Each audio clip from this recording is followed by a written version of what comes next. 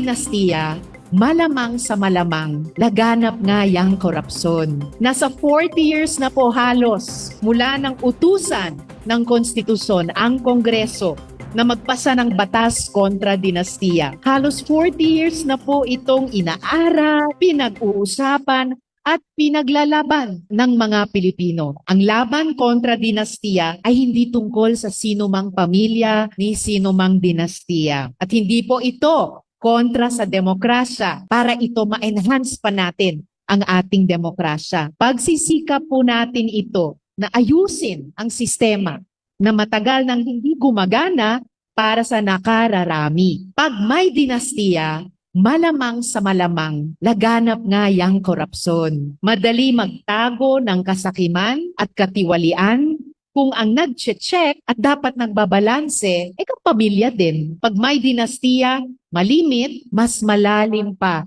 ang kahirapan. Hindi umaagos sa sambayanan ang yaman. Ang posisyon sa gobyerno ay dapat bukas sa lahat ng Pilipinong may kakayahan at kagustuhang magsilbi. Hindi po ito dapat reserbado base sa apelyido. By passing this bill, we are also moving one step towards solving those problems of corruption, poverty, and inequality.